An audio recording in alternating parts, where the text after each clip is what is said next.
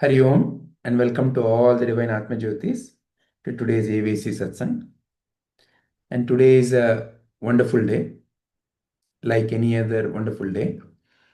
Today is special because today we are beginning the study of Katopanishad. So within our Satsanga, Sri Ramana Maharshi Satsanga, part of the Light of the Self Foundation, we are beginning the Katopanishad sessions.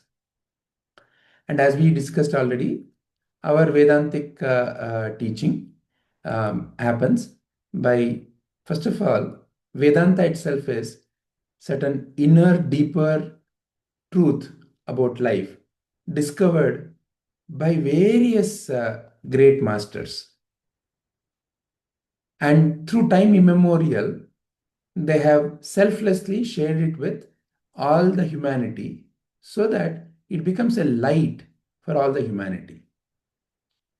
And the only way you and I can truly realize and truly make use of that wisdom being shared by the great masters is by walking in their path,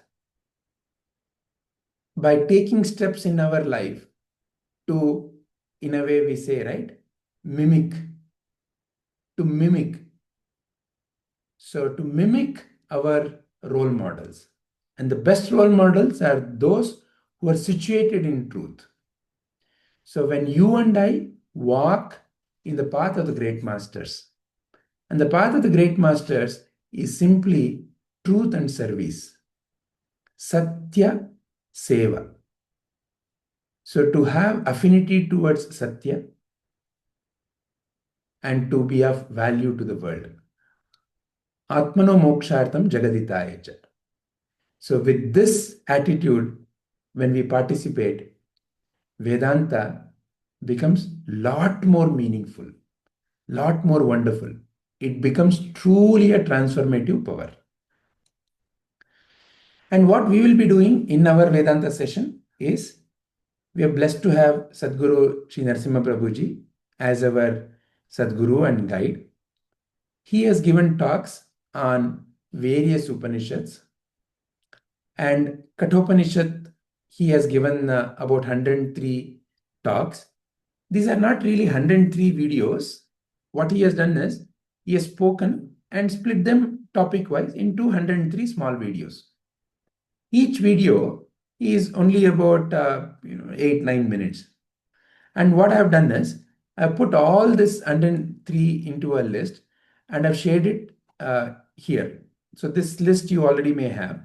So each topic, what's the topic name, what is the URL of that video, is already shared with all of you. And that link is what has been given here. This is the playlist link at the top. And this is a topic-wise that Google Sheet that you saw.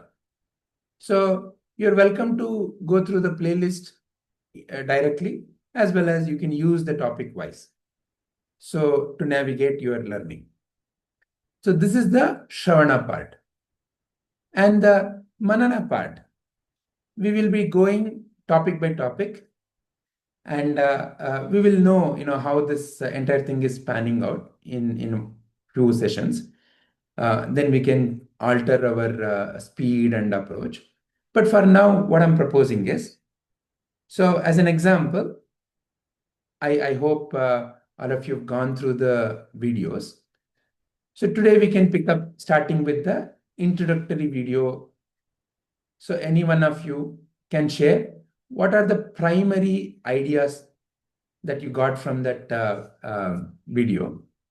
So that's the first thing. So we will first understand what we call as the overall message in that video. Then we will go into the contemplation through questions.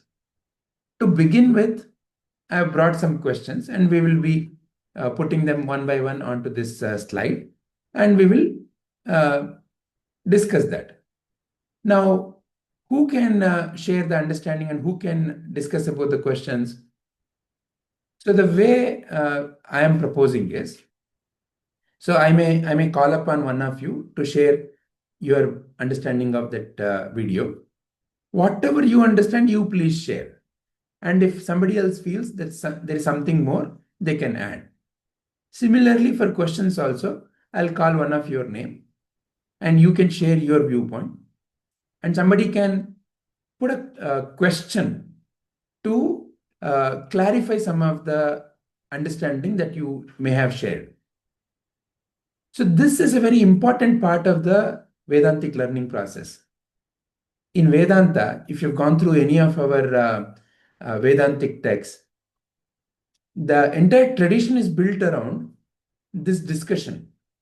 So usually the person who is representing or presenting the viewpoint is called as a Vedantin, and the person who frames a very sharp question is called as a Purva Pakshi. And this is a very important part of the Indian tradition of learning the truth. Look at Bhagavad Gita. Bhagavad Gita is not a monologue by Sri Krishna. Bhagavad Gita is a question and answer session between Arjuna and Sri Krishna. Arjuna directed the flow. Arjuna said, Krishna, tell me about this. Krishna, whatever you're telling, I am not agreeing. There are shlokas where Arjuna says, Krishna, this is not at all possible for somebody like me. What are you teaching? This is not at all practical. This is not possible. Like that, a open discussion. But in the very respectful manner. He was not trying to put down Krishna, or he was not trying to test Krishna. A very genuine doubt. As an example, in the 6th chapter in Bhagavad Gita, Dhyana Yoga, Arjuna says, Krishna, whatever practice you are teaching about dhyana is fantastic, but my mind is so fickle. It runs like maybe I can even contain wind, but my mind I cannot at all contain. How is this a practical solution that you're giving? Sit and close the eyes and watch the breath. How is it even possible? So like that, he openly questions Sri Krishna. This is a very important part of learning the truth. It is not about challenging somebody's understanding, or it is not about, oh, I know more. I'll put a question to make sure that I show you how much I know more. Or it is not a question to make somebody look better. No, none of it. It is simply a honest and a very sincere question. When the sincerity is there, it will naturally lead all of us in the right direction. So, like that, when somebody is sharing their viewpoint, any one of us can offer a sincere question or another sincere alternate viewpoint. And we'll be respectful towards each other. Where necessary, we can even say, okay, so this viewpoint is not probably completely correct. This is how I can see. So like that, sometimes conversations can be about what is the understanding that is being discussed. Yeah. So this is how the general structure is going to be. So before we begin with the first topic, the introduction topic of Katopanishad, are there any other questions on what you've heard so far?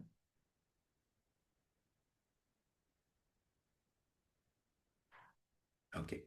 And I see that Rajita ji has joined. Hari Om Rajita ji.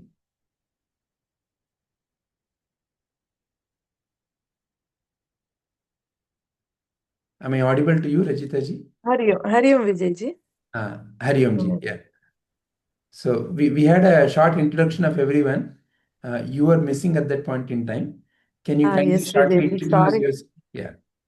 I joined late. Sorry. No, that's it. Yeah. It's a quick Yes. introduction by yourself. Yeah. Okay.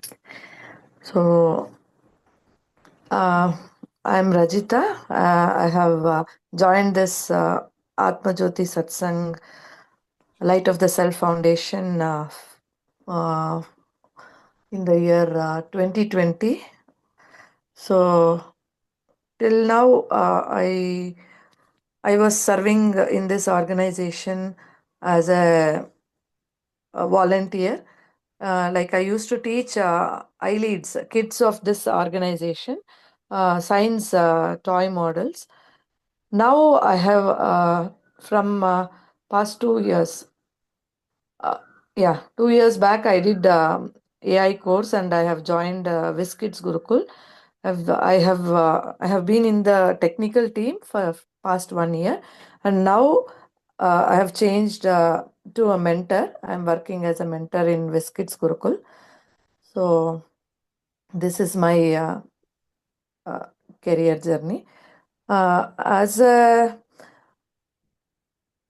Atma Jyoti, I'm still learning Vedanta under the guidance of Katyayani ji, who is the senior most Atma Jyoti. I have joined this organization into the AVSC, Katyayani ji's Atma Jyoti Satsang. So under her guidance, I am still learning, and now from past 1 year, I have been in with Vijay ji also. I'm learning. I'm attending Bhagavad Gita sessions on Saturdays and this AVSC sessions on Sundays also. So these sessions are helping me to internalize myself, and that's what just now, as Vijayji said, that Nidhi Dhyasa is happening through these sessions. Like whenever I face situations of criticism, of disagreement in day-to-day life, I just simply internalize and apply this knowledge and I become very calm and cool. Without this knowledge, 5 years back, I used to struggle. I used to search for someone to vent out all my frustrations, and I used to feel that I need someone always to hear my complaints, my blames, everything. But now, whenever I face such kind of situations, irritations, even now I face those situations because they are external things, and external world I can't control, but I can change myself internally. So internally, I will remain calm. That is what I have learned from these sessions. And daily it is a learning and experimentation. So thank you so much for our Guruji, Narasimha Prabhuji, and Vijayji for providing this platform, because without this satsanga, whatever we learn in theory, it can't be applied in practical. So this satsanga is always dragging us and showing us the real path for the true freedom. So I am feeling that freedom because of this satsanga, Shravana, Manana, and Nididhyasa. Thank you so much. That is my introduction. Vijayji. Thank you. Thank you very much, Rajisha ji. Thank you. So before we begin with the introduction session, contemplation, are there any other questions or any other thoughts? Anybody? Wonderful. All right. So with that much of a background now, let us begin our journey. Katopanishad. And this particular interpretation, dialogue with death, is Swami Chinmayananda ji. Some of you may be aware, Chinmaya Mission, Chinmayananda ji, Swami Chinmayananda ji. He has written a book on Katopanishad, and he has titled it as Dialogue with Death. So a very thought-provoking and a triggering question, because you can have a dialogue with death only when you're dead. So how can you have a dialogue with death when you're dead? Because most of us are afraid of death. So that's the whole premise. So a wonderful premise. So let us start our journey. So once again, seek the blessing and guidance of all the great masters and the divine to help us in our journey. So today we can begin with the introduction video of Sri Prabhuji. I hope all of you have gone through the video, and also I would recommend that you keep a book, and in the book you start writing your own reflections. So as you hear, okay, this is what I understood. Oh, this is the question. So all that is what I would encourage you to do. It will guide you, and after some time, when you start looking at it, you will know the process through which you went. So for today, the introduction video summarization, I'll simply open it up as a. Is anyone willing to volunteer? Anybody wants to share what you understood from the initial video, the introduction video, the first video of Katopanishad? What does Prabhuji talk about in the introduction video? And then what are the key ideas in that? So anyone wants to share?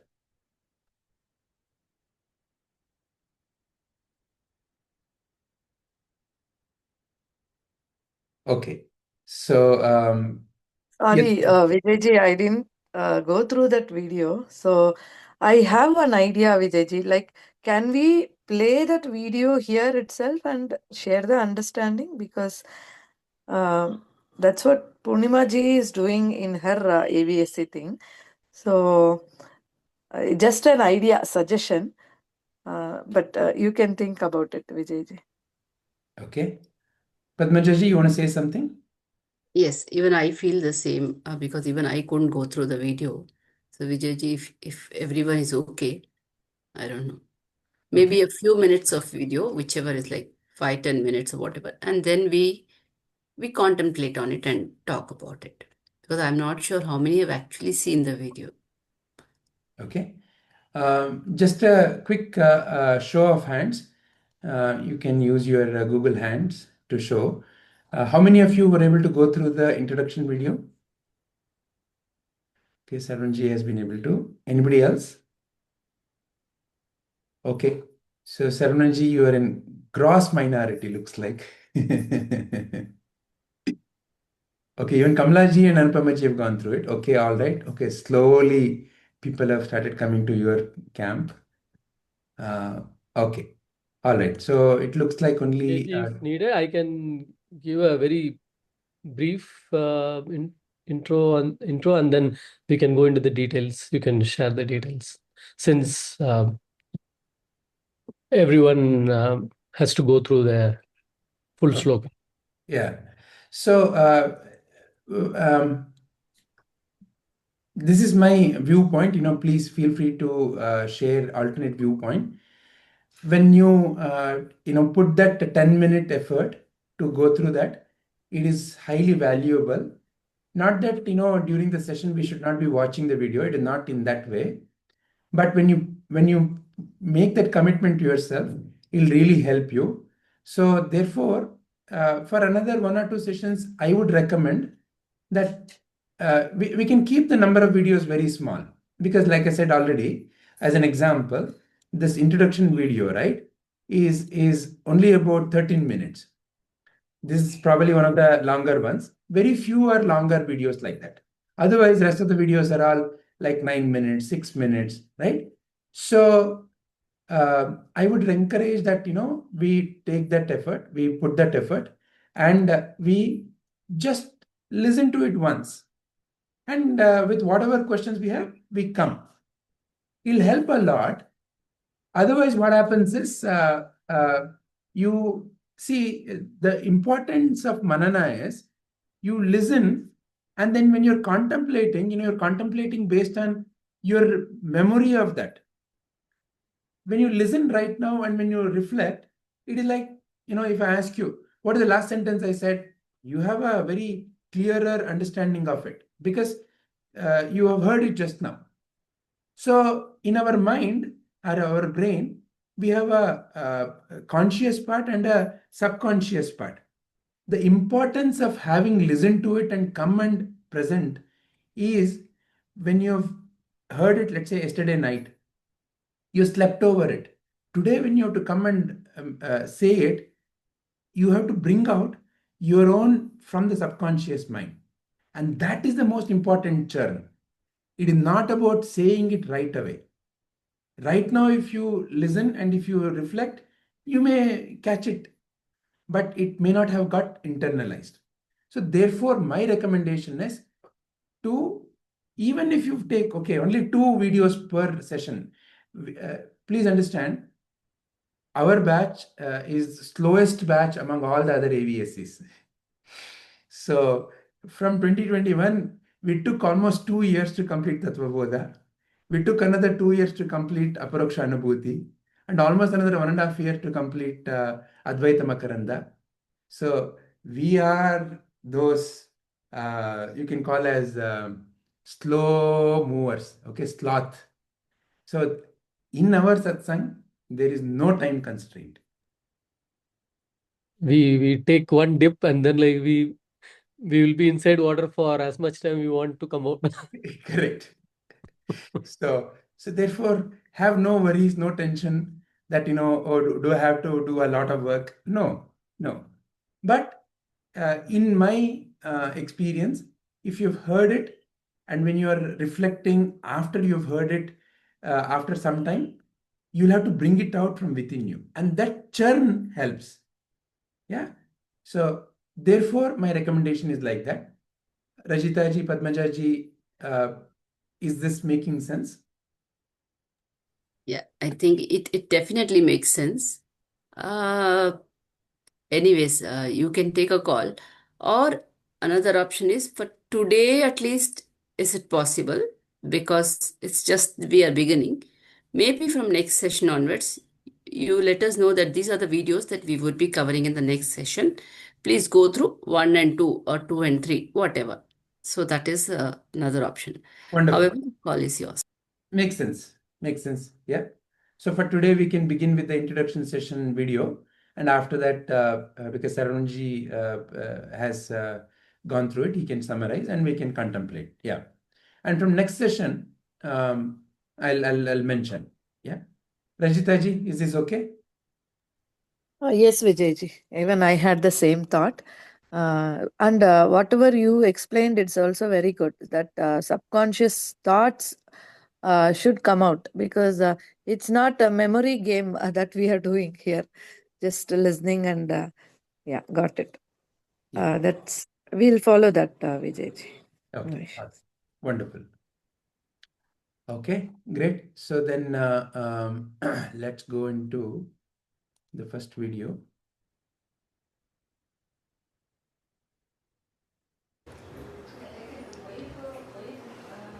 Om Saha. Is it audible? Yeah, okay. Yes. Sahanavavatu Sahanau Bhunaktu Sahaviryam Karavavahai Tejasvina Vaditamastu Ma Vidvishavahai Om Shanti Shanti Shanti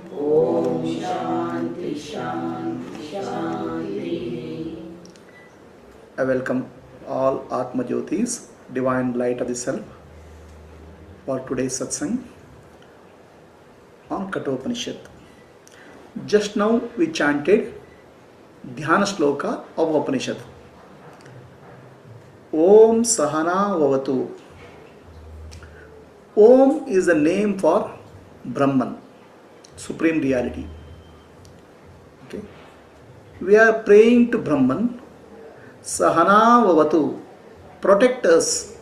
Protect all of us. Who is the protect here? Who is to be protected here? The master and the students have to be protected. Have to be protected from what? Have to be protected from what? What do you protect yourself from? Wrong thoughts, wrong understandings, the mischiefs of the mind. Okay. Ultimately, mana eva karanam manushyanam bandhamokshayo. Our mind alone is responsible for our suffering. So we are praying to Brahman, protect us from the vagaries of the mind. Sahano bhunaktu. Why you have to protect? Let us enjoy. Sahano means master and disciple. Together let us enjoy the bliss of self-realization. Okay. Sahano bhunaktu means let us enjoy the bliss of supreme bliss. Right? So when we have a function, we'll invite friends so that let us enjoy it together. Okay, enjoy it together. Maybe a cricket match, maybe a show. But here, the enjoyment what you're speaking of is the supreme bliss, the highest possible bliss which somebody can achieve. It's called Brahmananda. May the master and disciple together share and enjoy that highest possible bliss, Brahmananda. Sahaviryam karavavahe. So, sahaviryam karavavahe. How we can enjoy it? Sahaviryam means we are together putting in effort. The master and disciple are together putting in effort. Okay? Viryam means action, doing effort. What is the viryam? Sahaviryam karavavahe. So we are together putting in effort. What is the effort? To understand the self, understand the Brahman, the supreme reality. We are putting in effort. Now what is the effort here? Okay, it's not a physical effort. It is not a breathing practice or it is a physical effort. It is the deeper understanding through intellectual effort. Intellectual. Okay. So ultimately, the Atma Jnana or self-realization can only happen through sharpened intellect. Only a sharp intellect can give self-realization. Okay. The self-realization or God relation can happen only when the intellect becomes sharp. Our intellect is, there are very many intelligent people in the world. They get Nobel Prize, they do scientific discovery, but their intellect is used for the physical objects in the world. The intellect has to turn inwards. Intellect has to go deeper to find the self. And the self is God, Brahman. So we are putting in effort together, master and disciple, to go inwards. May Brahman, may Lord protect us. Tejasvina vaditamastu. Okay. So that means may master and disciple glow with the tejas. See what happens when a person is mentally clouded. Okay, he gets depressed. Then you see so much of sorrow in his face, and in his company there is a radiation of what you call as a feeling of gloominess.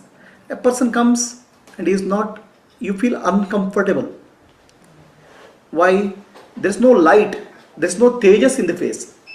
Same way, you see a person who is full of energy, blooming with energy. In his presence, everybody feels energized. Okay, now these are all related to material world. But somebody reaches the highest state of enlightenment, a jivatma, then he is completely blissful. Okay, he radiates tejas, the light. It's not a physical light. People may call it as aura or whatever is it. But there is a presence which spreads from him. That's where the people seek the company of saints, Mahatmas. Okay?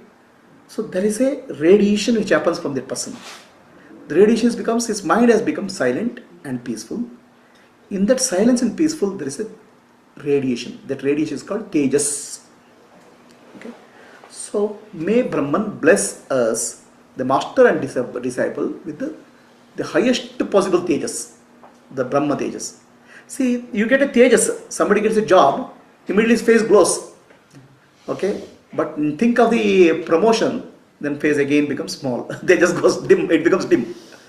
Whereas Brahma Varchas is the supreme reality. Okay, once you attain Brahman,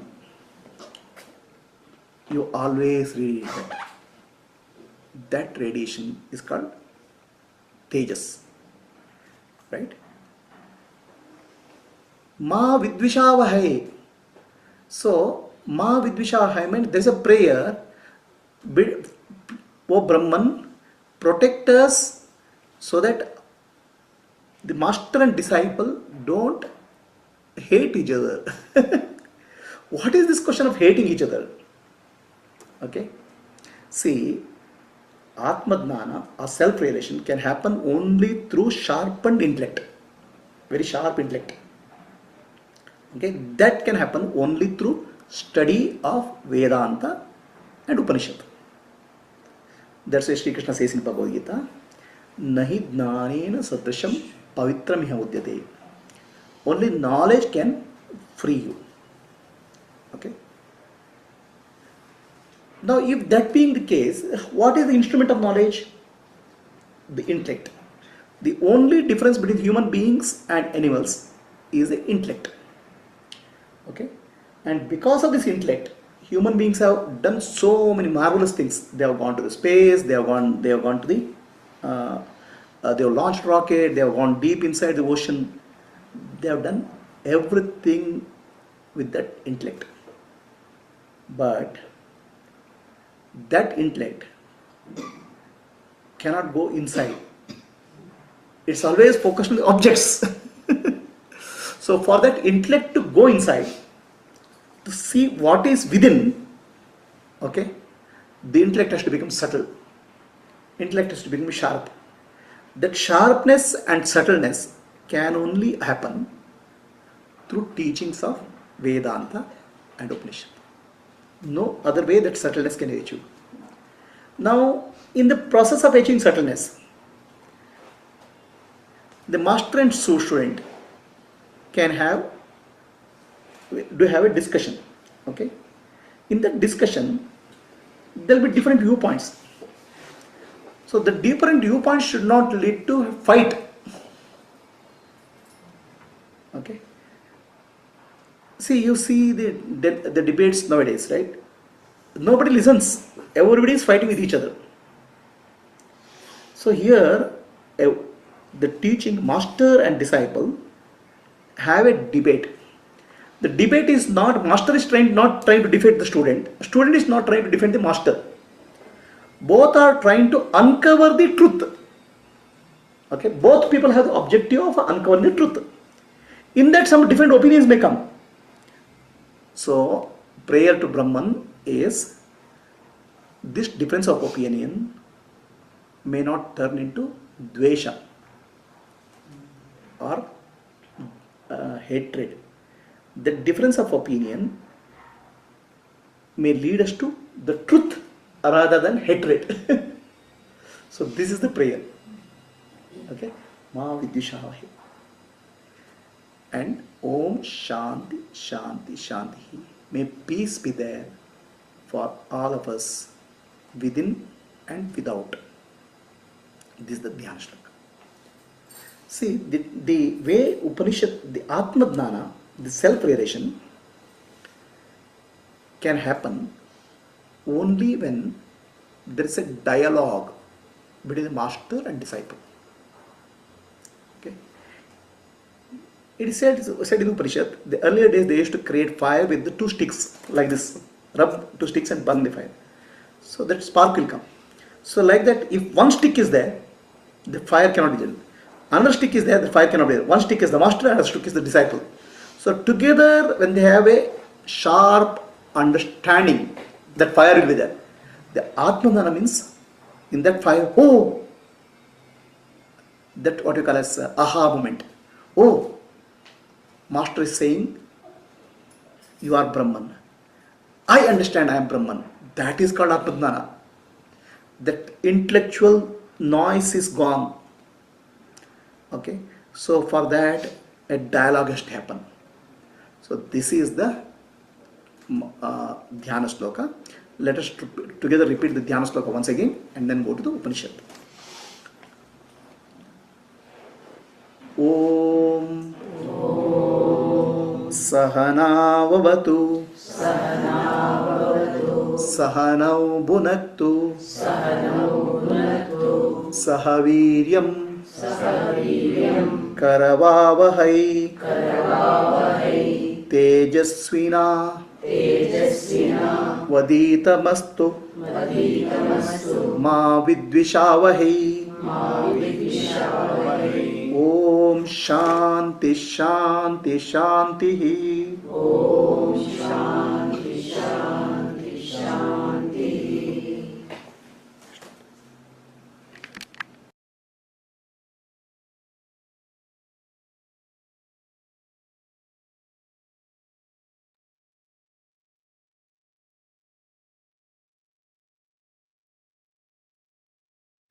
Okay.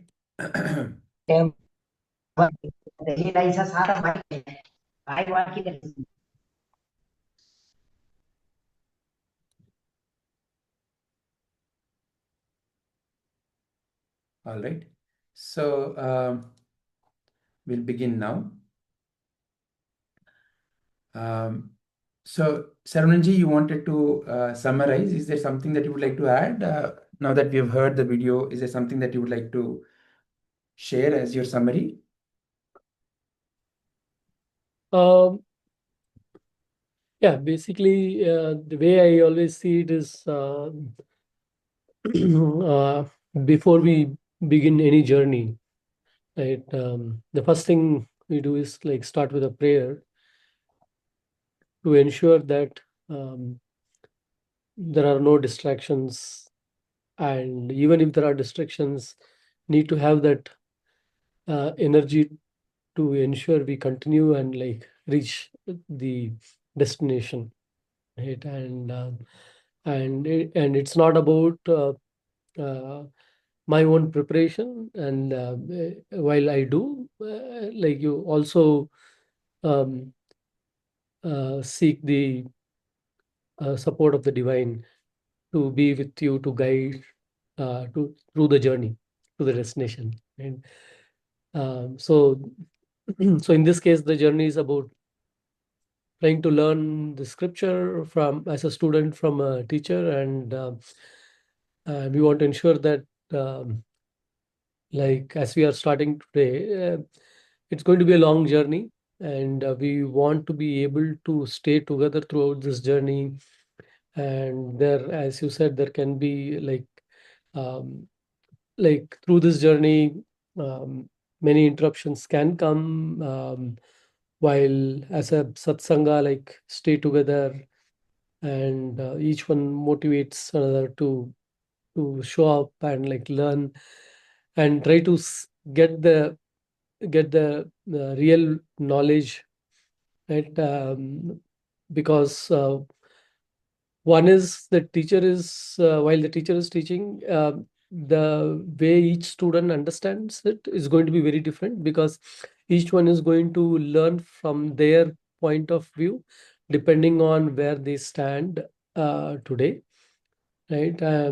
And so this the prayer helps to, as like with the prayer I'm saying, telling myself that when I'm starting, this is the state, then this is my intent, but I am interested, and give me that strength and support to learn this.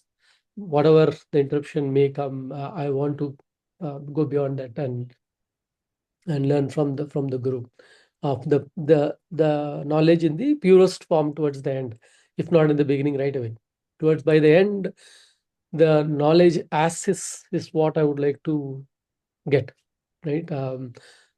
Hopefully by the time the mud would have settled, and the water is like, as we say in the river water, right? The water looks very pure. Like that, my mind becomes pure as I'm going to use that to absorb all these sessions. Yeah, Excellent. just a short summary. Wonderful. Yeah. Thank you. So just the way we will also be doing is, as you can see here, the main flow has been caught, and Sarvanji explained it also beautifully. So we had the invocation prayer, and the invocation prayer is fundamentally seeking protection from your own mind, my own mind, because it is my mind that I need to learn to master. And it is in my mind that I get all these various thoughts about I like it, I don't like it. This is nice, this is not nice. He is mine, she is not mine. So all these are the thoughts in the mind. So Sahana Bhavatu is fundamentally helping me to keep my mind aside, which battles with me. And sometimes it elevates me, sometimes it pushes me down. So the protection is needed from this. It's the thought alone that can raise me up. So may I have the right thoughts? May I be able to see the light in the thought that the master is giving me? May I not battle with it? May I realize it? And for that, any sincere question, may be willing to go through it courageously. The sincere question may be very sensitive question, but may go through it with a lot of respect and sincerity. So protection from my own mind. Then there's a shared pursuit, Prabhuji already mentioned. And the shared pursuit is self-realization. Or in other words, seeking the truth. Seeking the truth and self-realization, how are they equivalent? As we go further, we will start seeing. Fundamentally, truth is about it being your own. So in a way, truth has to be yours. That is why it is called the truth. So self-realization is another word for that is truth realization. So truth and self cannot be two distinct terms, because what is truth must be always there. And you have always been there. But which you and how are you the whole embodiment of truth is self-realization, the truth realization. And Prabhuji spoke about sharpening the intellect. Here the intellect sharpening is not that in terms of the outside object, science sharpness or mathematical sharpness. It is a inner sharpness. And that inner sharpness, the fundamental block for that inner sharpness is what I call as my identity, my idea about who I think I am, my ego. My ego is my biggest block for sharpness of my intellect. So how I learn to keep my ego aside and how I examine the question is how I continue to sharpen the intellect, which leads to the right inward inquiry, including questioning my own ego. Because the fundamental question is who I am. And I need to be able to separate who I think I am to who I am truly. So that inward inquiry has to happen sincerely. And that requires an intellect which is able to even dissect my own identity or my own concept of my identity. In other words, a true scientist is very dispassionate, not disinterested, but very dispassionate towards the ideas that he himself may have come up with. Because the orientation of a true scientist is for the truth, not for saying that what I have said is the truth, but for what is the real truth. So that is the inward inquiry. And that requires us to have a dialogue. So the dialogue is the most important approach, leading to discovery of truth. By who? By you. As what? As your own inner realization. Not as I heard it so in such and such a talk. Not as I read it so in such and such a book. Oh, this is what is mentioned in that page of this book. That is still an intellectual quotation. That's a memory. But discovery is something of your own true inner experience. So that's the path. And that's what the context that the introduction video sets. Any other viewpoints on the brief understanding? Does anybody want to add anything, first of all, before we go into questions?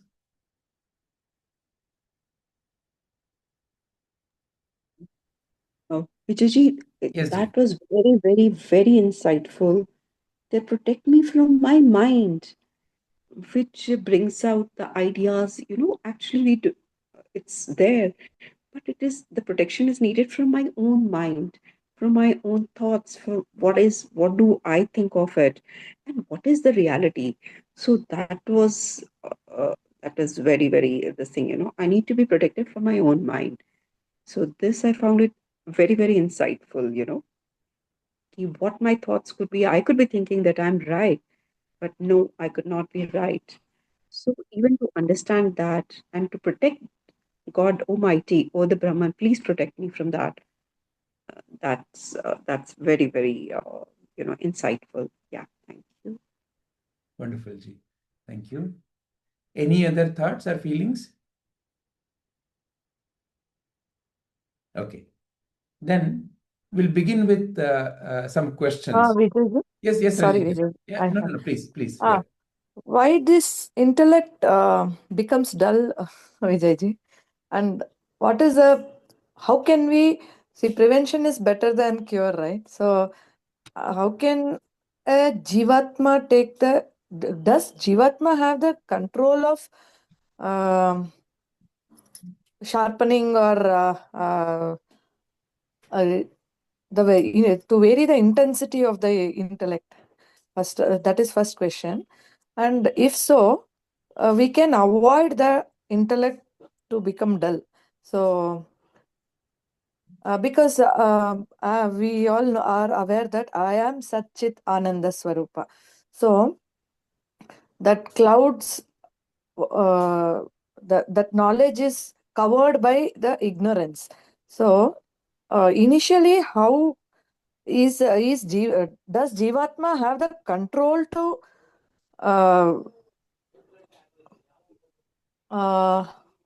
avoid the dullness of the intellect or something like that?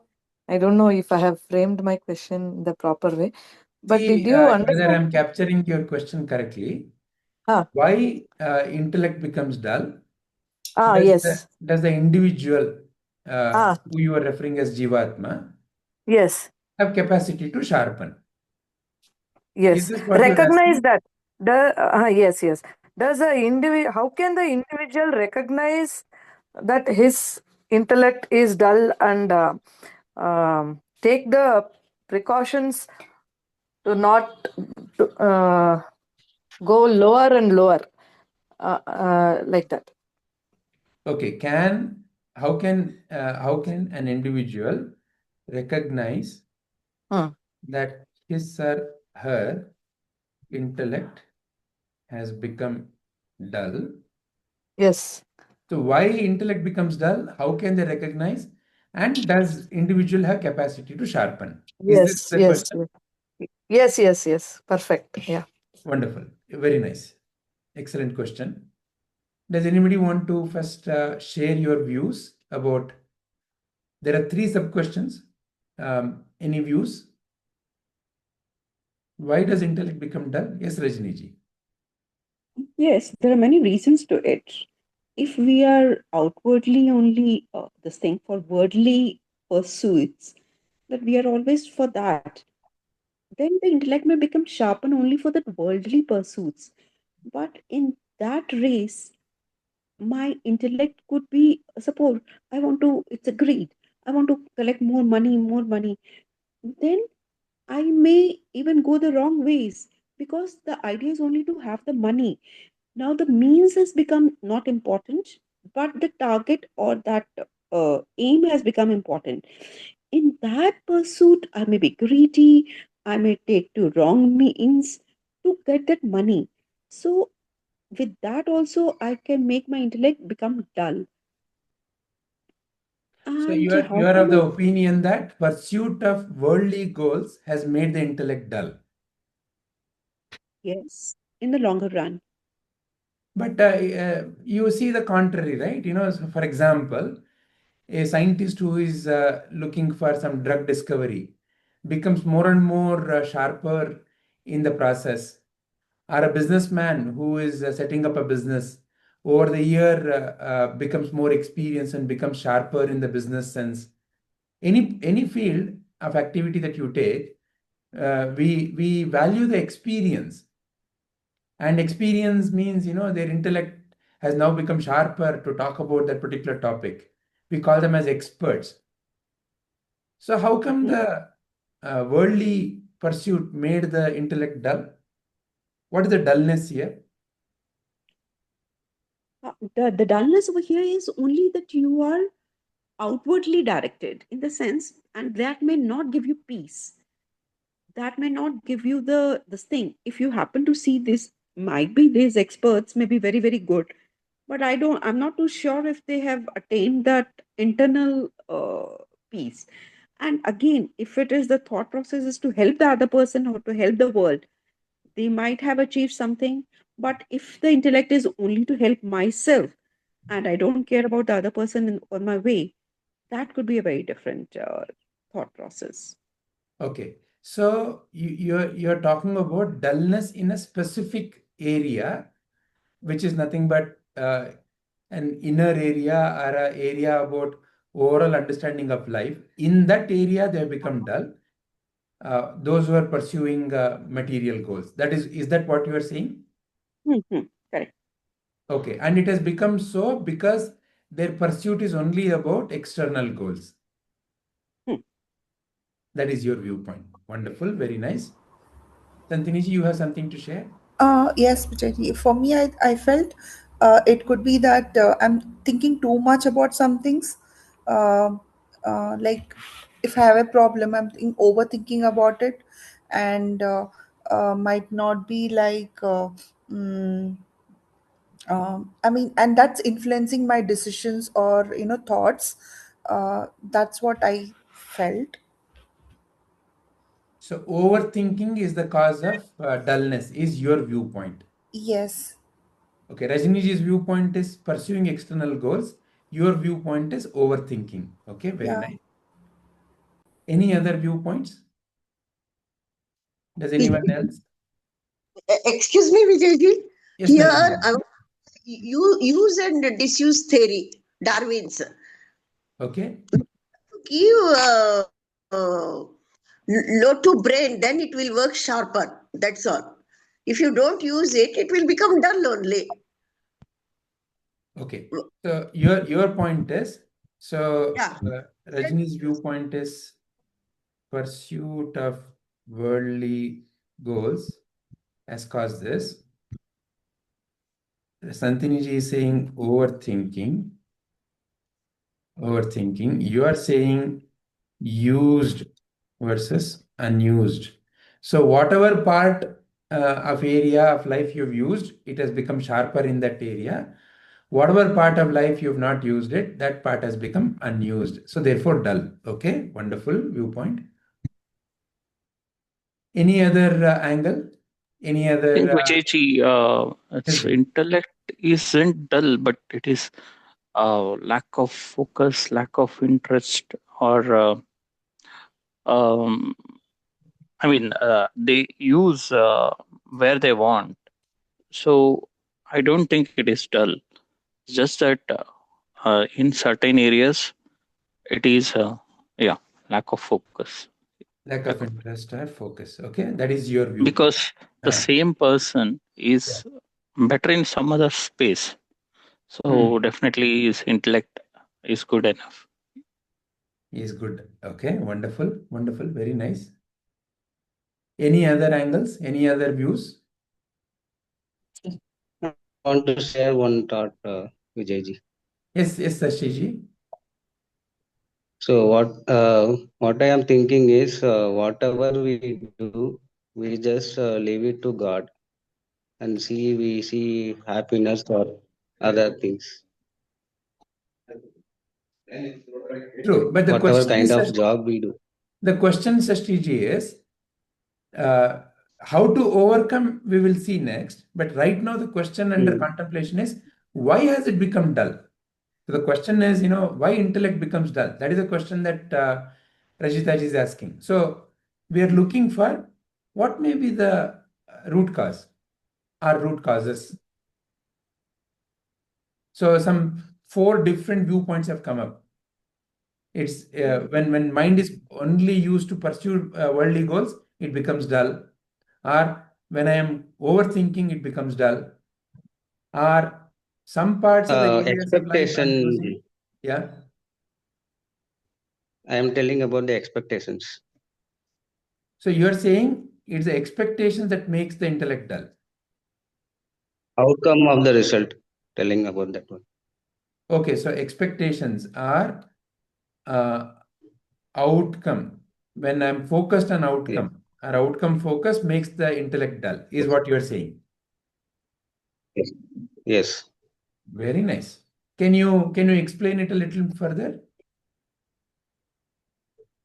No, whatever we do for the worldly goals, we are expecting like this is the result we have to get. That's what I'm trying to say. So when the mind is focused on goals, on outcome, is when the intellect starts becoming dull, because the mind is constantly looking only for the outcome, is what you're saying. Yes, yes, Vijayji.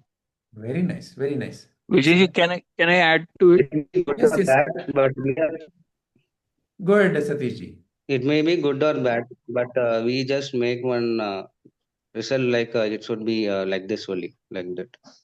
We are not able to accept the other thing. Yeah, inability to accept whatever result. Okay, We should have the mentality to accept both the results, and okay. we should be in same happiness. Okay. Whatever we. Very nice. Very nicely said. Yeah. Yes, Satishji, you wanted to add That's something? what we did.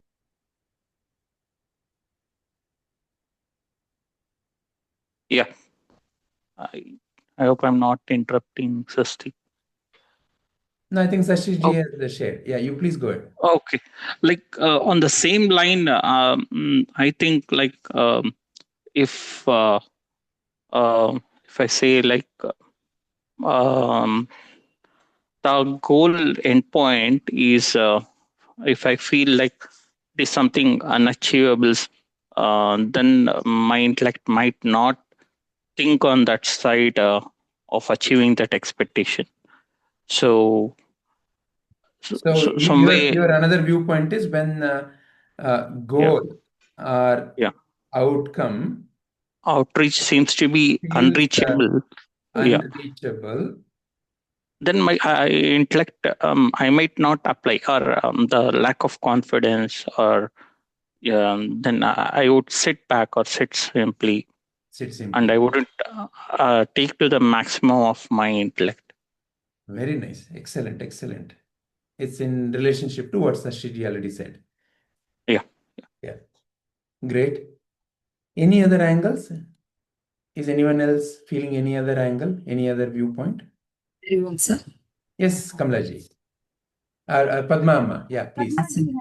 Yeah. ನಾವು ಈ ವಿಚಾರಕ್ಕೆ ಯಾವಾಗ್ಲೂ ಅಂತಃಕರಣವನ್ನ ನಾವು ನೋಡ್ಬೇಕಾಗತ್ತೆ. ಅಂದ್ರೆ ಅಂತಃಕರಣ ಅಂದ್ರೆ ಮನಸ್ಸು, ಬುದ್ಧಿ, ಚಿತ್ತ, ಅಹಂಕಾರ. ಯಾವ ಹೊರಗಡೆಯಿಂದ ಬರೋ ಎಲ್ಲ ಸಂವೇದನೆಗಳು ಮನಸ್ಸಿನಲ್ಲಿ ಬರತ್ವೆ. ಅವು ಮನಸ್ಸಿನಲ್ಲಿದ್ದಾಗ ದ್ವಂದ್ವಗಳಿರತ್ತೆ. ಅದು ನಿರ್ಧಾರ ಮಾಡ್ಬೇಕಾಗಿರುವಂಥದ್ದು ಬುದ್ಧಿ. ಆ ನಿರ್ಧಾರ ಮಾಡಕ್ಕೆ ಅವಕಾಶ ಕೊಡದೆ ಮನಸ್ಸಿನಲ್ಲೇ ತುಂಬ್ಕೊಂಡು ಹೋಗ್ಬಿಟ್ಟಿದ್ರೆ ಈ ದ್ವಂದ್ವಗಳು, ಆಗ ಅದಕ್ಕೆ ಬುದ್ಧಿಗೆ ನಿರ್ಧಾರ ಮಾಡಕ್ ಆಗಲ್ಲ. ಆವಾಗ ಅದು ಡಲ್ ಆಗತ್ತೆ.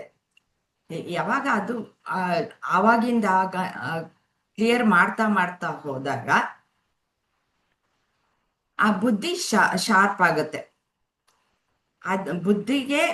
ಬುದ್ಧಿ ಕೈಗೆ ಈ ಮನಸ್ಸು ಸಿಕ್ಕಾಕೊಳ್ದೆ ತಾನೇ ತುಂಬಿಸ್ಕೊಂಡಿದ್ರೆ ಆವಾಗ ಬುದ್ಧಿ ಕೆಲಸ ಮಾಡಕ್ ಆಗಲ್ಲ. ಯಾವಾಗ್ಲೂ ಈ ಮನಸ್ಸು ತಾನು ನಿರ್ಧಾರ ಮಾಡಕ್ ಆಗದೆ ಇರೋಂತಹದ್ದು ನಿರ್ಧಾರ ಮಾಡ್ಬೇಕು. ಇಲ್ಲಿ ಈ ಥಾಟ್ಸ್ ಅನ್ನೋದು ಕ್ಲಿಯರ್ ಆಗ್ದೇನೆ ಹೋದಾಗ, ತುಂಬಿಕೊಂಡಿದ್ದಾಗ ಆ ಮನಸ್ಸು ಕೇಳಲ್ಲ ದ್ವಂದ್ವಗಳಲ್ಲಿ. ಇವಾಗ ಅರ್ಜುನನ್ನೇ ತೆಗೆದುಕೊಂಡ್ರೆ ಅವನಿಗೆ ನಿರ್ಧಾರ ಮಾಡಕ್ ಆಗದೆ ಇರೋದ್ರಿಂದನೇ ಅವನು ಹಾಗೆ ತಳಮಳಕ್ಕೆ ಒಳಗಾಗಿದ್ದು, ಆ ದ್ವಂದ್ವಗಳಿಂದ ಕೂಡ್ಕೊಂಡಿದ್ದು. ಅವನು ಬಂದ ಒಂದು ಏನು ಯಾವ್ದೋ ಒಂದು ಥಾಟ್ ಬಂತು, ಅದನ್ನ ಹೇಗೆ ನಾನು ಪರಿಹರಿಸ್ಕೊಳ್ಬೇಕು ಅನ್ನೋದು ಬಂದಾಗ ಅವನು ತನ್ನ ಸ್ವಂತ ಬುದ್ಧಿಯಿಂದ ಅದನ್ನ ಕ್ಲಿಯರ್ ಮಾಡ್ಕೊಳ್ಬೇಕಾಗಿತ್ತು. ಇಲ್ಲ ಅಂತಂದ್ರೆ ಬೇರೆ ಯಾರ್ದಾದ್ರೂ ಒಂದು ಒಪಿನಿಯನ್ ತೆಗೆದುಕೊಂಡು ಅವನು ಹೌದಾ ತಿಳಿದವರ ಹತ್ರ ತಗೊಳ್ಬೇಕಾಗಿತ್ತು. ಆದ್ರೆ ಇಲ್ಲ, ಅವನು ಮೊದ್ಲಿಗೆ ಆತರ ಮಾಡ್ಲಿಲ್ಲ. ಕೊನೆಗೆ ನನ್ಗಾಗಲ್ಲ ಅಂತ ಬಂದಾಗ ಶ್ರೀಕೃಷ್ಣನ್ನ ಅಪ್ರೋಚ್ ಮಾಡಿದ್ದು. ಅದುವರೆಗೂ ಅವನಿಗೆ ಇದು ಬುದ್ಧಿ ಕೆಲಸ ಮಾಡದೇ ಇದ್ದು ಯಾಕೆ ಅಂತಂದ್ರೆ ಮನಸ್ಸಿನಲ್ಲೇ ತುಂಬಿಕೊಂಡಿತ್ತು. ಅಂದ್ರೆ ನಾನು ನನ್ನದು ಅಂದ್ರೆ ಅಹಂಕಾರ, ಮಮಕಾರ. ಆ ಮಮಕಾರ ಯಾವಾಗ ಹೆಚ್ಚಾಯ್ತೋ ಅದೆಲ್ಲ ಮೂಲತಃ ಯಾತಕ್ಕೆ ಅಂದ್ರೆ ಈ ಅಜ್ಞಾನದಿಂದನೇ. ಅಲ್ಲಿ ತುಂಬಿಕೊಂಡಿದ್ರಿಂದ ಆ ಬುದ್ಧಿ ಕೆಲಸ ಮಾಡ್ಲಿಲ್ಲ. ಆ ಬುದ್ಧಿ ಕೆಲಸ ಮಾಡ್ಬೇಕು ಅಂತಂದ್ರೆ ಈ ಒಂದೊಂದಾಗಿಯೇ ಕಳ್ಚ್ಕೊಂಡು ಬರ್ತಾ ಹೋಗ್ಬೇಕು. ಅದಕ್ಕೆ ಶ್ರೀಕೃಷ್ಣ ಏನ್ ಹೇಳಿದ್ದು ಅಂದ್ರೆ, ನೀನು ಕರ್ಮಯೋಗ ಮಾಡು, ಆಗ ನೀನು ಈಶ್ವರಾರ್ಪಿತ ಭಾವದಲ್ಲಿ ನೀನು ಕೆಲಸ ಮಾಡ್ತೀಯ. ಆವಾಗ ನಿನ್ಗೆ ಆ ಕರ್ತೃತ್ವ ಭೋಕ್ತೃತ್ವ ಅನ್ನೋದು ಹೊರಟೋಗುತ್ತೆ. ಆಗ ವಾಸನೆಗಳು ಕಮ್ಮಿ ಆಗ್ತಾ ಹೋಗುತ್ತೆ. ಆಗ ನಿನ್ನ ಬುದ್ಧಿ ಚುರುಕಾಗುತ್ತೆ ಅಂತ ಇಷ್ಟು ಶೇರ್ ಮಾಡೋಣ. Wonderful, very nice. So, how the intellect decides is the idea that Padma Amma is giving. How do you decide? When in any given situation, how do you decide? So you decide something based on information that you already possess. The information that you already possess, you call it as knowledge. If I ask you height of Mount Everest, if you have that knowledge, you will simply answer. If I ask you height of some mountain that you may not have heard, say as an example, I say, okay, so do you know the height of Agasthyagiri? Those of you who have not heard Agasthyagiri may feel, oh, I don't know. Is it a tall mountain, short mountain? I don't know. I don't even know whether that mountain exists. Those of you who may have gone there may say, oh, I know that mountain and it is such and such a height. Like that, you use your intellect, you operate on the knowledge you already have. And the knowledge you already have is collected through various experiences of your life. And that is the model that Padma Amma just now mentioned. Mana, Buddhi, Chitta, Ahankara. Just like how the outer body has eyes, nose, ear, hands, legs, blah, blah, blah. Like that, inner instrument, your mind, is not seen as a single thing in Vedanta. Your inner instrument actually is given the name called Antakarana. Antakarana means inner instrument. Karana means instrument. Antha means inner. inner instrument has these four main parts: mana, buddhi, chitta, ahankara. Mana is where all the sensations come from your senses. Buddhi is where intellect, it decides. Okay, so as an example, if I ask you what language am I speaking, to decide, you use the intellect. Chitta is the composition of your memory and all the information that you collected together. Essentially, we can call it also as knowledge that you have access to. Your own memory, your own knowledge. This is what we call, no, the thing I've studied, the thing I've not studied, chitta. So your intellect operates on the chitta. It goes to your dictionary. Chitta is like a dictionary and searches for answers. And while doing that, depending upon the type of the question, ahankara, who's holding that buddhi? Ahankara is holding the buddhi. So it is a ahankara which says, as an example, if I ask you, what is the height of Agasthyagiri? Buddhi goes to the dictionary, searches through the dictionary, and realizes, I don't know. Then it says that I don't know. Who is the I in that answer? Ahankara. Because it is the I which is using the intellect to operate on the dictionary, to go through the dictionary, to read through that. Whereas if the answer is there, ahankara, the way the answer comes out is, I know. Answer is whatever. Answer is given, right? So this I know. So whether I know or I don't know, in both of them, there is a I. There is a ahankara. Ahankara is nothing but who you think you are. The owner who's wielding that buddhi.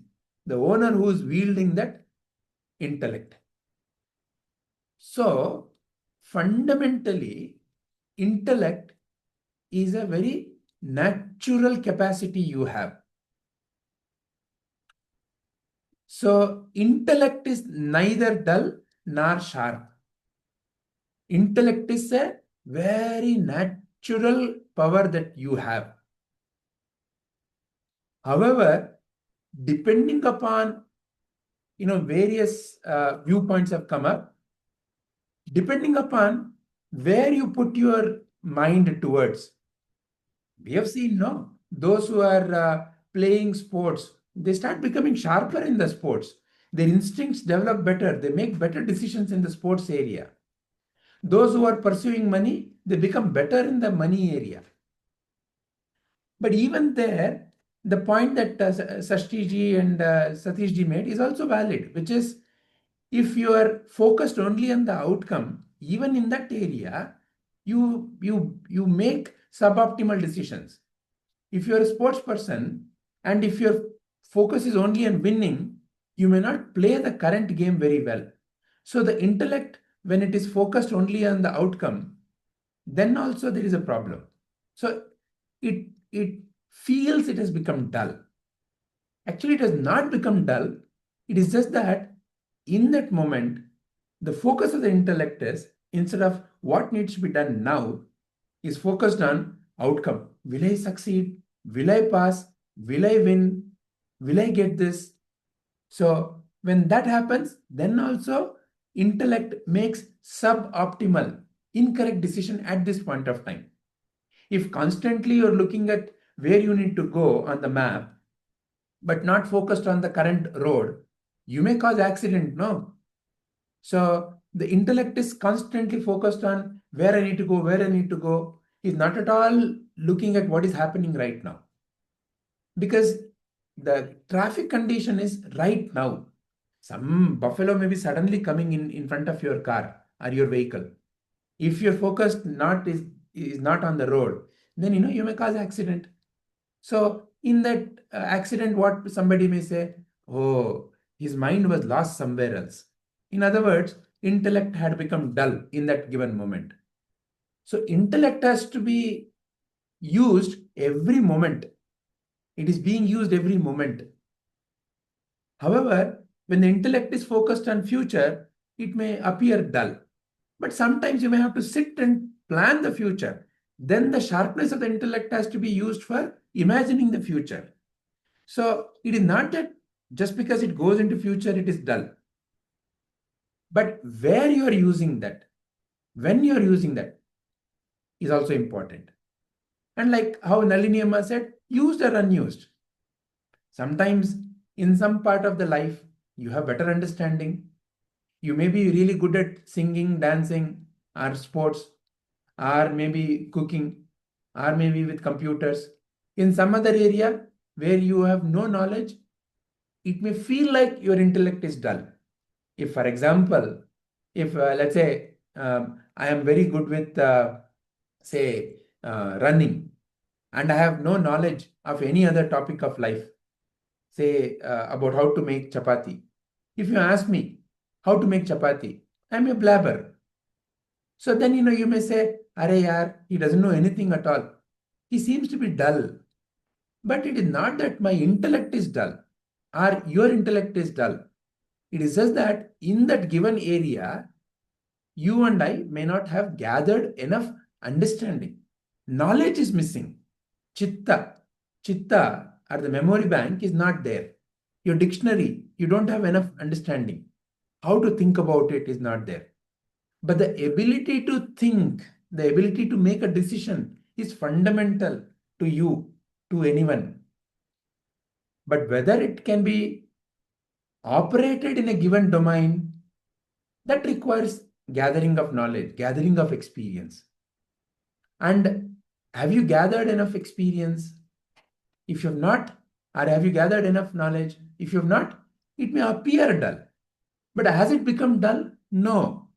It is just that the only answer the intellect is able to come up with is, I don't know, I don't know. If I, as an example, as a simple example, let's say this is your very first session for Vedanta, and you have not heard the terms antakarana, mana, buddhi, chitta, ahankara, dvandva, ahankara, mamakara. Let's say I only speak using these words. You may feel, Are yaar, I'm so dull. I don't even know what antakarana is. I didn't understand anything at all. But the speaker, wow, the speaker felt very knowledgeable, used such big words, dvandva, antakarana, mamakarana, chitta, ahankara. I don't know. So it is not that you don't know. Or sorry, what I mean is, it is not that your intellect is dull. It is just that these terms, you have not yet understood these terms.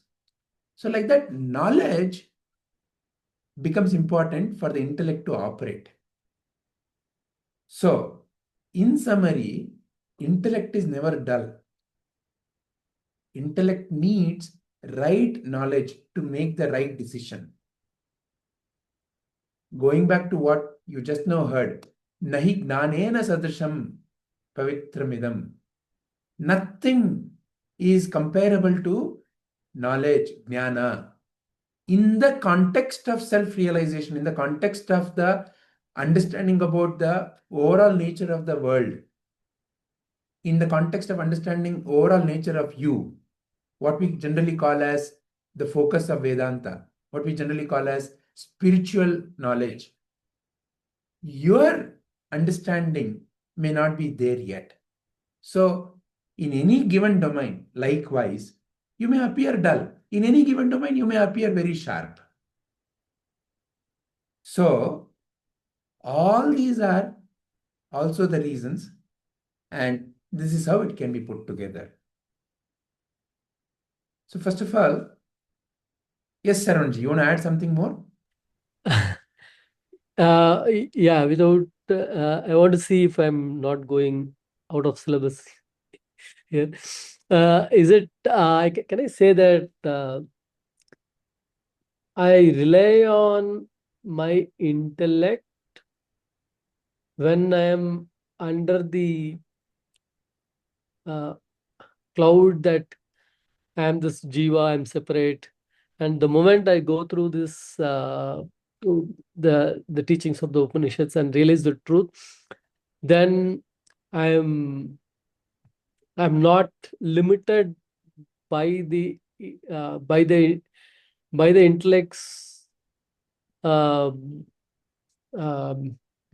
again, intellect is going to be filled with the dictionary of whichever area one is focusing. Intellect itself is not filled with dictionary. Yeah, not in the sense like intellect Yeah, is intellect is the like your experiences, knife. the experiences, right? Yeah. So right, so you like even if somebody spends a lot of time, they can say that they are bright in that area. Like that, like you can keep on saying I'm bright in this area, dull in this area, and all. But this is where the differentiator comes, where our scriptures are opening up to the truth that as long as you, I think that I am this jiva and I have to learn everything and I keep running all the time. And like if I can realize the truth, then the dullness is gone forever. So let us look at it this way. Like we just now discovered, intellect is never dull. Dull, yeah, agree. It is not about intellect. The It's, knowledge on which the intellect is operating may not be there. maybe If I ask you questions about networking, you will be very sharp. As an example, if I ask you questions about, say, for example, some area, maybe say Bharatanatyam, you may appear dull. It is not that your intellect suddenly became dull. Yeah. You have not gathered enough understanding about Bharatanatyam. So therefore, if I keep asking you, oh, do you know Bharata Muni's Bharatanatyam? Do you know all the bhangis that he talks about? You may not be able to answer. And I will say, look, you don't know anything. You appear very dull. So it is not that your intellect became dull. It did not have any content to operate on. So the content is what we call as knowledge. Knowledge, yeah. Now you are bringing up a notion. Oh, when someone becomes self-realized, will they have access to all the knowledge? When you become self-realized, you become actually humble enough to admit what you know, what you don't know. And actually, you don't know much. I don't know much. I think I know. But if you look at the whole sphere of knowledge, it's a very tiny minuscule that I think I know. But actually, even in that, when sufficient question is asked, I realize I know nothing.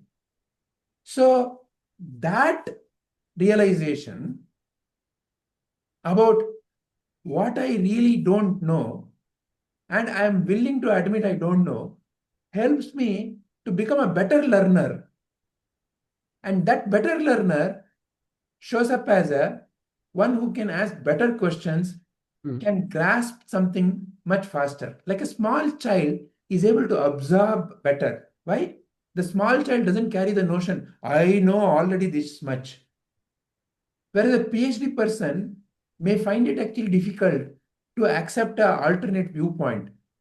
Why? Because the mind has already become so full with whatever knowledge that has been grasped. So the fundamental difference that happens is a self-realized being becomes a childlike learner and therefore is able to have access to vast amount of knowledge. Why? Because there is no more a notion of my knowledge and your knowledge. When there is a notion, why a child is able to learn from anybody and everybody is because a child doesn't carry, I know this much. This is what I know. Because the idea of the I itself has not formulated very rigidly. So the child is able to learn from everything, is able to observe everything and learn from everything. That is your true nature, a childlike living. And that true nature, when it comes back with the realization of who I am, then you will appear to be sharp in every area. Because most people are clouded up, are cooped up only in the areas that they think they know. When you have no such limits, then you appear to be much different. And that much different is expressed in society as very sharp. You know how a child asks the question, such sharp question. My God, I never thought of it. Why that happens? Because a child has no boundary. So does it mean the child by itself knows everything? Not necessarily. So that is where we need to recognize between when the identity is gone, in a way, you have access to all the knowledge of the world. And in terms of how it appears in the functional life, it doesn't mean that you'll be able to suddenly talk about Ramanujam's mathematics. You'll be able to suddenly talk about Vedanta. You'll be able to suddenly talk about mountaineering as if you have all the experience. As an inner experience, you feel everything. Doesn't necessarily mean that you'll be able to speak like an expert in every topic. But there is no more a need that I need to be the expert in every topic. There is no more wanting that I need to appear the most knowledgeable, because the I who's seeking all such recognition itself has died and gone.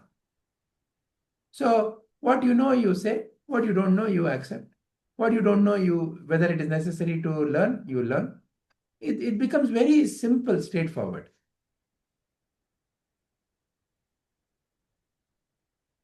Does that clarify what you raise as an objection, sir? Yeah, I'm but I'm still thinking. But the whole, let's say, the purpose of one of the purpose of this learning is to like overcome um, the the fear or the sorrows which come from dullness of what, I don't know many things or today, right? I don't know about maybe future or about this job or health or this that in general, right? That's how I'm just expanding the dullness here. While Rajita ji said it's about intellect, I'm just saying overall, right? So the way I see is like I have to move away from this trying to sharpen in each area rather than I have to go beyond trying to sharpen every area. There is infinite areas. That way, if I have to if I have to experience. That is true. Yeah. However, the moment you sharpen the intellect in the self-realization or in the fundamental that's what. question of who I am, what is this world, what is my relationship between me and the world. When you Exactly. sharpen your intellect in this domain, Yeah. it naturally leads to extension of the one within you who feels afraid of life. Yeah. There is someone who is feeling afraid of life. Mm. Because the one who is afraid of life is the one who thinks, as an example, if let's say when somebody goes into an interview, generally people say, I was very nervous. Why are you nervous in an interview? Why are you nervous in an interview? I The don't know what nervousness questions is will coming come because if I don't. what if I get or what if I don't get? Don't know. Right? Yeah. And what if the interviewer asks me a question and I cannot answer well, then and I have to go back and face my family, what will I tell? Oh, they will call me stupid, idiot. I am afraid of being called a stupid idiot or a failure or someone who cannot do something. So I want to appear knowledgeable. I want to be very intellectually feeling superior. From where is this stemming? From an idea of I. So when you examine yourself in the inner world, who I am, who is this who is afraid? in the interview? Who is this who is feeling very jittery in front of a group to talk? Who is this who is feeling very, very nervous when a new situation of life is coming? When that area of your life becomes sharp, because at the end of the day, all stories of your life begins with, I did this, I went there, I saw this, I completed this. So all your biographical sentences begin with a I. So in a way, I is the most foundational thing. And when you have not examined the I, then the rest that follows from an incorrect understanding of the I. Therefore, that area of life is bound to be nervous, is bound to be fearful. So in that sense, fear disappears when the I is examined. Nervousness disappears when the I is examined. Doesn't necessarily mean that you suddenly have become knowledgeable in the worldly viewpoint. But you yourself have nothing to lose or gain. You then no more associate the knowledge as my knowledge and your knowledge. A child, therefore, can clap to other child's doing something very well. Please notice, a small child very naturally expresses joy when somebody does something good. Whereas an adult will think 100 times. So that is how we can see this. Does that? Yeah.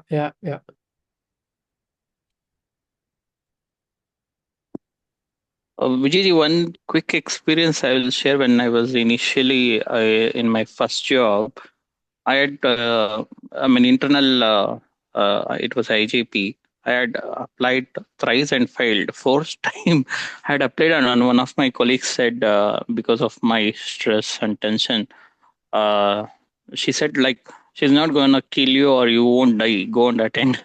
And that helped me to clear, actually. Wonderful. Death. The death has already appeared. Okay, so he's not going to kill you. You're not going to die. Very nice. So that removed your fear. Excellent. Thank you. So going back to the very first question that Rajita ji asked, why intellect becomes dull? Any other viewpoint, any other angle that we think we have missed? Rajita ji, do you feel your question is now addressed? Yes, Vijayji. So my takeaway, I'll just tell you in a few 2-3 lines. So by knowing which we know everything. So by realizing that I am that infinite Satchit Ananda Swarupi, all that is the greatest, simplest technique to realize, to sharpen the intellect and to realize that I am Brahman and Sarvam Kalvidam. Everybody around me, there is no one other than me. So Advaita philosophy. So by realizing that, it is very easy. Sorry. If you want to, the jiva's effort should be just to realize that is the only one goal I have. So I want to learn swimming, I want to learn bicycling, I want to learn car driving, I want to be expert in AI, all the other things we have to do, of course, for the material things. But when we are doing all other things, we can remain ourselves calm and focused. And only the effort of the jiva is to realize that how am I Brahman? Who am I? So when I put the effort to realize that through Shravana, Manana, Nididhyasa, when I'm not diverted, when I'm not focused, then I can learn swimming, I can learn cycling, I can learn car driving, I can learn AI, I can earn money, or whatever I want, I can do. But only thing is, I should remain calm and effort in doing Shravana, Manana, Nididhyasa, Seva, Satsanga, Upasana, Karma Yoga. So through these things, I think dullness will go, and I'll be calm and focused. So that is my take home from all the discussions, and Padma Amma's, your explanation, and everybody's inputs were very valid. Yeah, thank you. This session is very valuable to me, actually. So I hope you'll share the recording, no, Vijayji? I Yes, will. yes. Yeah, thank you. Wonderful, Ji. Thank you, everyone. Thank you. Saranji, you want to say something Yeah, more? yeah. So yeah, the way I see it is like it's this like both uh, what we call it as a lower level of knowledge and a higher level of knowledge. Both run in parallel. Both are needed. Both can go in parallel. It's not this. It's not just either only the worldly knowledge or this. Having this the knowledge about the self from our scriptures helps us to remain in this what we call as a dream more peacefully, without fighting or like having that confusion, right? This higher level knowledge kind of guides us to remain to play the drama role successfully. Correct. Right? Yeah. Correct. Yeah. Yeah, like the classical example, no? When you're not, let's say you're a film hero, and when you're not typecast yourself into a particular type of role, you can play a beggar, you can play a king, you can play a joker, you can play a villain. You enjoy playing different roles. Whereas if you typecast yourself as only one kind of a role, you'll continue to play only that role. Only that role. Yeah, yeah. Wonderful. Any other final thoughts on this question? Okay. So this is how our sessions go. So see, I had indicated, let's see 3 videos. From 3 videos, it boiled down to 1 video. And in that 1 video, 1 question. And there are quite a few other questions I have framed. So our next session also will be on the introduction video only. So this is how slow it happens. Again, the focus is not on completing syllabus. It is not about completing the syllabus called 103 videos. It is about, do you feel through this particular question, there is a inner discovery? Has it helped you to go deeper and ask yourself, what is this thing called as intellect really? Who is the one who's holding this intellect? Has it really become dull? And how do I really sharpen it? So that fundamental questioning is what it enabled. And this is how the sessions are going to be. All right. So when we regroup next Sunday, we will be looking at the introduction video itself, meaning we'll not see the video again, but there are a few more questions from that. We'll first contemplate on them. And any one of you can also bring your own question, either from the video or now that, a discussion happened, some question you may have come to you or may come to you later during the week. Please bring them.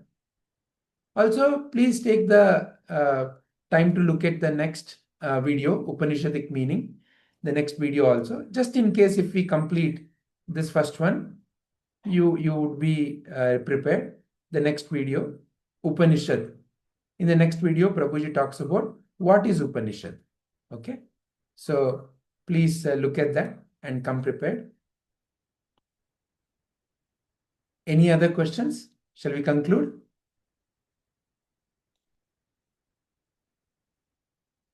Okay, wonderful. Vijay, I must say Rajita's question was very, very interesting, and Yeah. it gave so many outlets exactly. When we must just think, oh, this person is a little dull or what? No, he's never dull. He's never dull. It is his area of interest, his area of focus. That is what we say, that every individual has a potential. So this becomes so important, that every individual has a potential, and our education system, how they try to uh, bring the children in the same straight path, which is so not right, because every child has such a huge potential. So this is an eye opener. Thank you so much. Yeah, Thank you, Rajini Rajini. ji, good that you mentioned, because I am into Guruji's Gurukula. Uh, you are aware of our Guruji's Yeah, Gurukula, yeah. right? Visit Gurukula. So here, Guruji's vision is to try to make each child a unique person. So we are not labeling the children here. This is our vision actually. Guruji has asked us to identify the unique potential of every child. So that's the reason I said this recording will be very much useful for me, because Guruji has asked me to mentor those children who are in Gurukula. So as a mentor, I should believe and I should um, understand that each child is potential, and I have to observe each child's uniqueness and project that to the outside world, and increase that confidence in each child. So this session is very much valuable, and that is what is our Guruji's vision, to take out of the Macaulay's education system and focus on the holistic development of the child. So Only one this is small suggestion I would make, Rajita ji, is ha. every child is divine is not a belief, it is the truth. Truth, yeah. Yes. Yes, I may Vijay. not have realized it.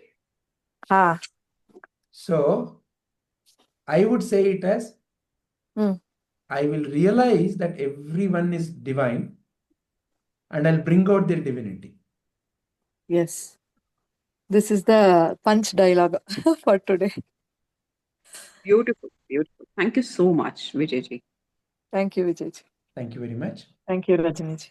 So let us Thank end with the Vijay closing ji, prayers. Sorry? Vijay ji, SG. Anupama here. SG. Can we have some little prakriya before we come to next class? While listening the video, first we will ask a question: who is listening to the video? Second, is the listening, while listening is happening, whether my intellect is becoming sharp, dull, or is there something happening with my intellect? With that two questions in mind, can we listen to the videos and come back and share our understanding? Wonderful. So you are asking, as I'm listening, is my intellect becoming sharper or duller? First, who is listening? Who is listening? So the question that you are framing for our next week's beginning is, who is listening? As I am listening, am I becoming dull or sharp? Is this your question, Ji? Is anything happening with intellect? As I'm listening, is anything happening with intellect? Is it becoming dull or sharp? Is this your question, Ji? Have I framed it correctly? We can take it. Is it becoming dull or sharp, Vijay ji? Is it anything happening with intellect? We'll stop it Is there. enough. Okay. Is this the question then? Fine? Yeah. Is it fine to have you please approve? No, Check and approve, Vijay ji. Remember one thing, Anupama ji, there is never a bad question or a wrong question. Answer may be incomplete. There is never a bad question. There is From never a today's dull question. discussion, I felt like It would be good when we start listening to videos with this question in mind, so that let others, we all come with our own understanding. Wonderful. Okay. Thank you very much, Ji. So thank you for that suggestion. Vijayji, you can post this in the group itself. The Yes, question. yes, I will do that, Ji. Yeah. Thank you. Okay, so then let us end our today's session with the Shanti mantras. Om Asatoma Sadgamaya Tamasoma Jyotirgamaya Mrutyorma Amritangamaya. Om Shanti Shanti Shanti. Om, lead me from untruth, ignorance to truth, darkness to light, impermanence, death to permanence, immortality. Om, peace, peace, peace.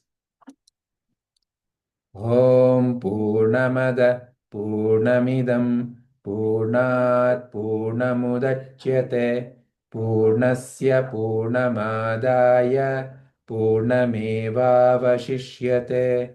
Om Shanti Shanti Shanti. Om, that is complete. This is complete. When completeness is removed from completeness, what remains is complete. When completeness is added to completeness, totality remains complete. Om, peace, peace, peace. Nanu, nanembudu, nanalla, ideha manabuddhi nanalla, Satchidanandatma, Shivananu nane, Shivoham, Shivoham, Shivoham.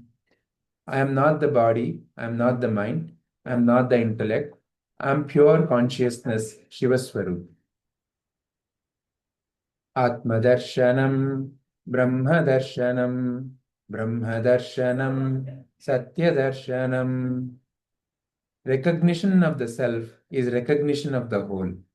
Recognition of the whole is recognition of truth. Trayambakam yajamahe sugandhim pushtivardhanam urvarukamiva bandhanat mrutyormukshiyamamrutat. We worship the three-eyed one who is fragrant and who nourishes all. Like the fruit falls off from the bondage of the stem, may we be liberated from death, from mortality. Lokaha samastaha sukhino bhavantu. Lokaha samastaha sukhino bhavantu. Lokaha samasta sukhino bhavantu. May all beings be happy, healthy, peaceful. Harihi Om Tat Sat. Shri Gurubhyo Namaha. Sarvam Shri Krishnarpanamastu. Dhanyavada. Thank you all. Thank you very much. See you all next Sunday. Hari Om. Hari Om. Hari Om. Hari Hari Om. Hari Om. Hari Om. Hari Om. Thank you all. Hari Om. Hari Om. Hari Om ji. Hari Om. Hari Om. Thank you. Hari Om. Hari Om.